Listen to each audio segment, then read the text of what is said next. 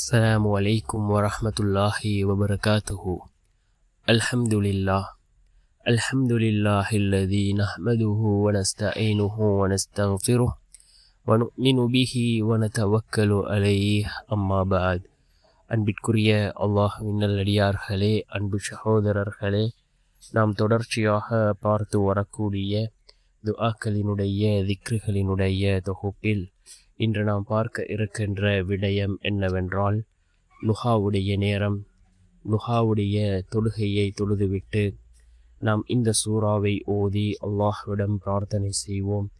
இந்த சூறாவை ஓதுவதன் மூலமாக அல்லாஹ் ஜல் சுப்ஹானஹு வ தஆலா நம்முடைய வாழ்க்கையில் உள்ள கஷ்டங்களை அல்லாஹ் நீக்குகின்றான்.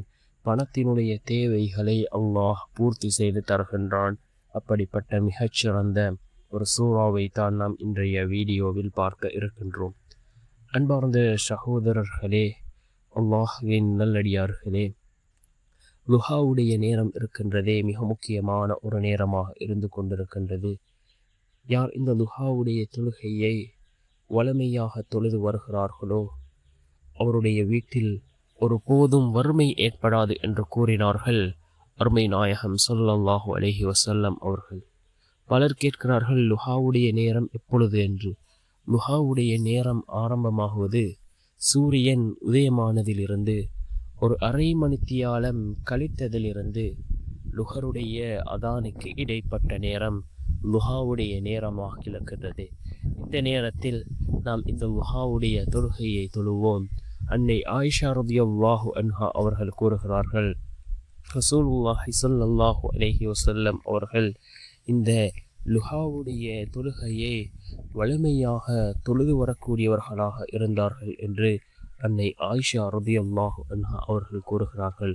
அந்தளவுக்கு முக்கியமான ஒரு தொழுகை இந்த லுஹாவுடைய தொழுகையாக இருந்து கொண்டிருக்கின்றது. அந்த தொழுகையை தொழுதுவிட்டு நாம் இந்த சூறாவை 11 தடவைகள் ஓதுவோம். ஓதி அல்லாஹ்விடம் பிரார்த்தனை செய்வோம். என்ன சூரா என்றால் சூரத்துல் லுஹா. பிஸ்மில்லாஹிர் ரஹ்மானிர் ரஹீம்.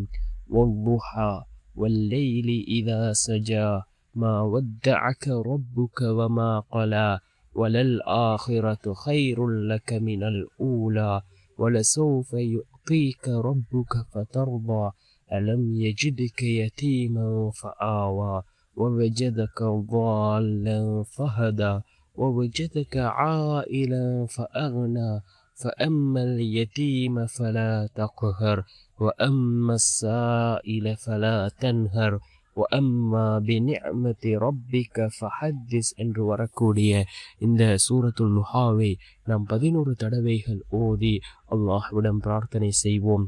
அல்லாஹ் ஜல்ல சுப்ஹானஹு வ தஆலா நம்முடைய வாழ்க்கையில் செல்வ செழிப்பை ஏற்படுத்துகின்றான். நம்முடைய வாழ்க்கையில் உள்ள கஷ்டங்கள் அனைத்தும் நீங்கி சிறந்த நிம்மதியான சந்தோஷமான வாழ்க்கையை அல்லாஹ் நமக்கு ஏற்படுத்தி தருகின்றான்.